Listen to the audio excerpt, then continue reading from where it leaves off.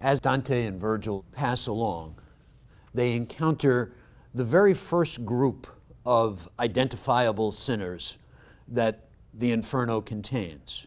And Dante is initially puzzled and has to ask Virgil what it is he's seeing.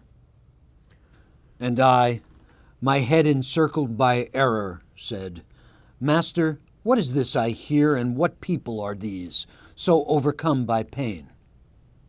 And he to me, "This miserable state is borne by the wretched souls of those who lived without disgrace, yet without praise." They represent a very particular and highly ironic group of people. Dante says he recognizes a few of them. They're the first identifiable characters we meet in hell, so as a result, they're in the vestibule, the waiting room, the antechamber of hell. They are the neutrals. Hell is a place for those who have made a choice, and specifically the choice to say no to the gift, the grace of God, to say no to identifying themselves with this relationship of freedom that is so mysterious that it is our first taste in human life of the mystery of the divine. This freedom to say no, or, contrarily, in paradise, to say yes.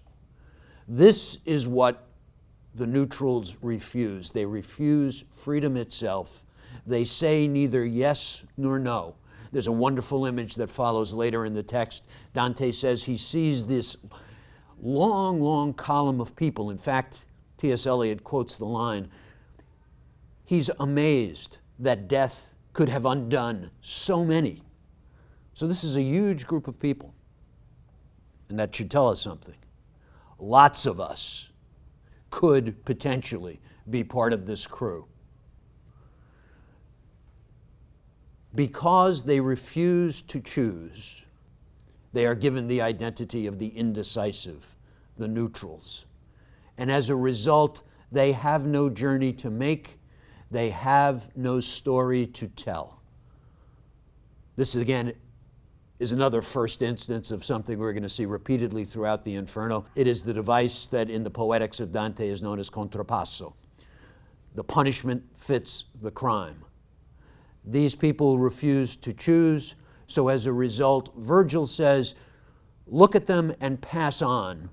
There's nothing to say about them because they had nothing to say. Dante the Pilgrim, as he's heard the explanation that Virgil gives of who these people are and why they are where they are, is puzzled, and he asks for further clarification from Virgil. And I, "Master, what is so grievous to them that they lament so bitterly?"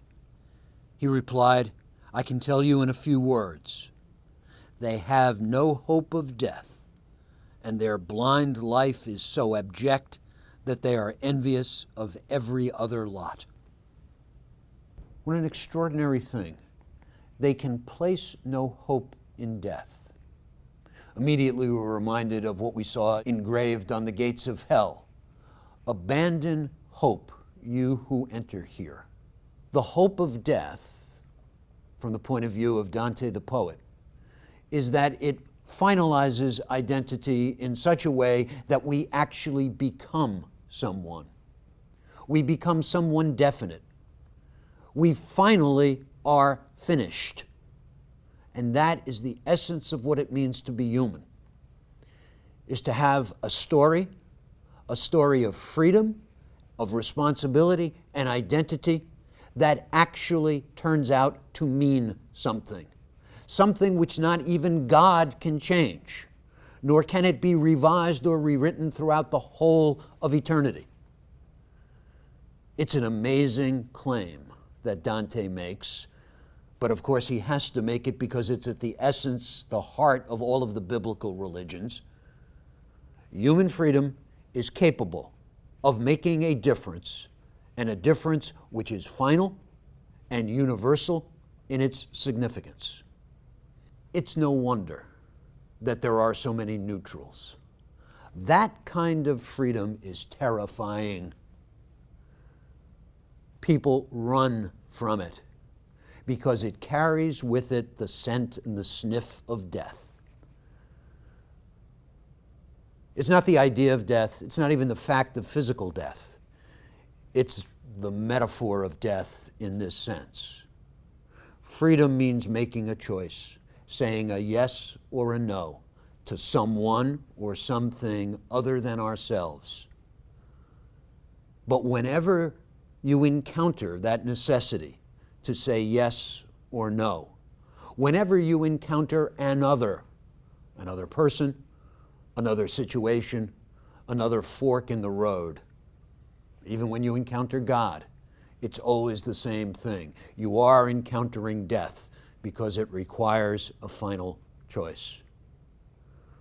That other puts a limit on our freedom, puts an end to our freedom, places it in a condition of finality that can never be evaded.